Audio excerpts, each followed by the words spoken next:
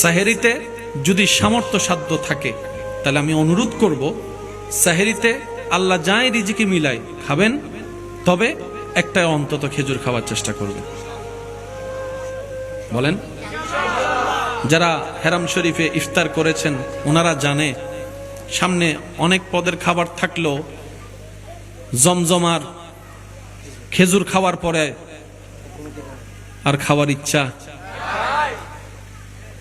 আপনি দেখবেন যে কোনো ডাক্তারের কাছে গেলে অসুস্থতা নিয়ে ডাক্তাররা প্রথমে খাবার বাছা দেয়, এটা খাওয়া যাবে না, এটা খাওয়া যাবে না। কেন? ওনারাই গবেষণা করে দেখছেন মানব শরীরের রোগের মেইন উৎপত্তি স্থল হচ্ছে পেট, আর পেটে যায় কি? খাবার। এই খাবারের ভিতর যে কত ভ্যারাইটিস ধরনের খাবার আমাদের ভিতর যায় সেটা তো সবাই ভালো করেই জানে। সত্যি করে বলেন, বাহিরের খাবার ভালো নাকি ঘরের খাবার? কিন্তু আমাদের মনোযোগ, চাওয়া, ইচ্ছা বাহিরে। একটু জোরে বলেন, শাকসবজি কল্যাণের নাকি ফাস্ট ফুড কল্যাণের? অথচ এই শাকসবজি ঘরের মধ্যে রান্না করলে সন্তানরা মার দিকে এমনি করে তাকায়।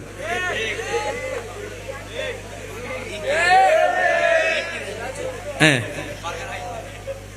আমি কি বুঝাতে পারছি কথা? তাহলে আমরাই নিজেরাই নিজেদেরকে ধ্বংস করে দিচ্ছি। কথা বলেন ঠিক কিনা? এখানে একটা কথা আপনারা মনে রাখবেন, বাহিরের খাবারটা কোন তেলে কোন পরিবেশে রান্না করছে সেটা কিন্তু আপনি আমি কেউ দেখছি না, কিন্তু ঘরের যারা রান্না করছে, মা, বোন, আপুরা যারা আছেন, ওনারা তো ওই জিনিসটা হাইজিন মেনটেন করে রান্নার চেষ্টা করে। কথা বলেন ঠিক কিনা? কিন্তু আমরা বাহিরে গেলে খেয়েও আসি, বিলও দিয়ে আসি, টিপস। অথচ ঘরে যারা রান্না করে সে মা বোনকে বছরে একবার থ্যাংক ইউ বলতে পারি। আল্লাহ পাক আমাদের মন মানসিকতা পরিবর্তন করুক, বলে না আমিন। অন্যের ভালোর মধ্যেই নিজেকে ভালো রাখা যায়। প্রত্যেকটা কিছুর একটা মেকানিজম আছে, প্রত্যেকটা কিছুর একটা আলাদা আলাদা সিস্টেম আছে। সেই সিস্টেমের ভিতরে কিছু বেসিক কারণ থাকে। যে দালানগুলো আপনি আমি পথ চলার পথে দেখে ফেলি এক সেকেন্ডে, দেখার ক্ষেত্রে 1 সেকেন্ড লেগেছে, সৌন্দর্যের নিয়ে কমেন্টস করতে হয়তো 2 সেকেন্ড লেগেছে, কিন্তু সেই অবকাঠামোটা তৈরি হওয়ার পিছনে অনেক বিল্ডিং এর মধ্যে 5-7 বছরও চলে গেছে। কথা বলেন একটু। মাশাআল্লাহ, জিনিসটা অনেক সুন্দর, যেটা 1 সেকেন্ড আপনি আমি কমেন্টস করছি, সেটার প্রস্তুতিকাল সময় কিন্তু 1 সেকেন্ড ছিল না। লক্ষ কোটি টাকা এটার পিছনে ব্যয় ছিল, শত শত মানুষের পরিশ্রম ছিল।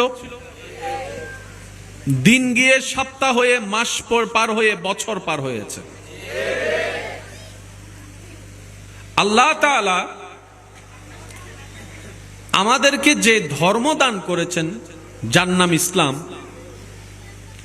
এই ইসলাম ধর্মের মেইন বেসটাই হচ্ছে আমরা যেন অমানুষ থেকে মানুষ হতে পারি।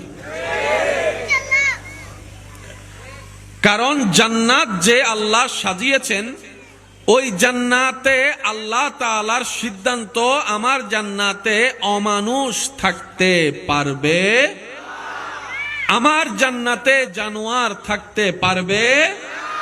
আমি আল্লাহ জান্নাত বানিয়েছি শুধুমাত্র আশরাফুল মখলুকাত, মানুষের জন্য।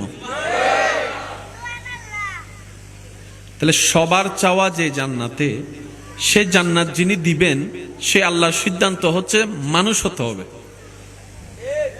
কি হতে হবে? একটু সবাই বলি, কি হতে হবে? জান্নাত মানুষের জন্য। জান্নাতে আছে মহা সুখ, শান্তি। এই শান্তি আল্লাহ রেখেছেন মানুষের জন্য। জান্নাতের ফল মানুষের জন্য, হুর গিলমান মানুষের জন্য, নহর মানুষের জন্য, জান্নাতের সৌন্দর্যতা মানুষের জন্য। সুবহানাল্লাহ বলতে থাকি। জান্নাতের হাজার নিয়ামত মানুষের জন্য।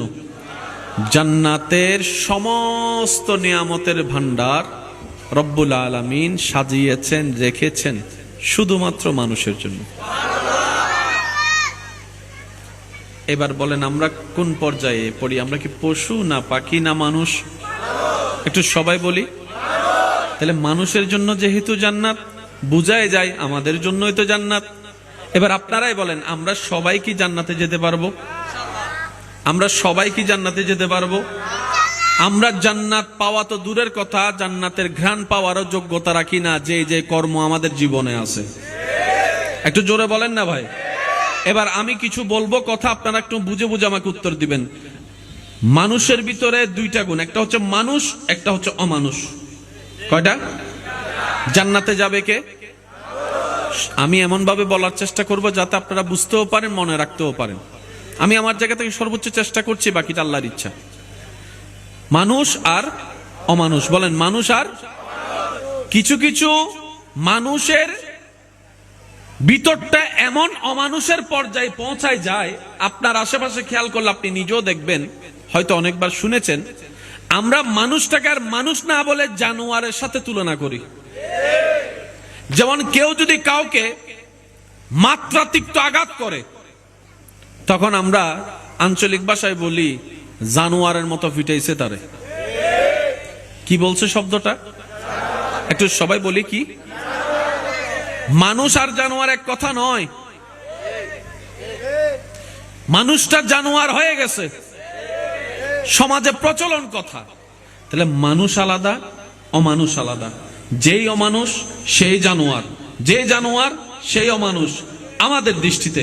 এবার একটু বলতে থাকে, আপনারা একটু আমাকে উত্তর দিবেন। যে মা বাবার সাথে খারাপ আচরণ করে, আপনি কি তাকে মানুষের দলে ফেলবেন না অমানুষের দলে?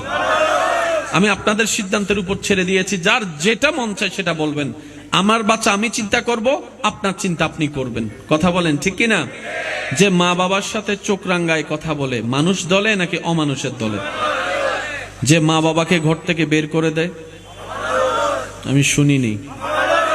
যে বড়দের সাথে বেয়াদবি করে, যে ছোটদের উপর জুলুম করে, যে অসহায়ের উপর অত্যাচার করে, যে কোনো কারণের বলে মানুষের জায়গা দখল করে, যে মানুষের সীমানার মধ্যে না গিয়ে নিজের সীমানা পার হয়ে মানুষের সীমানায় চলে যায়।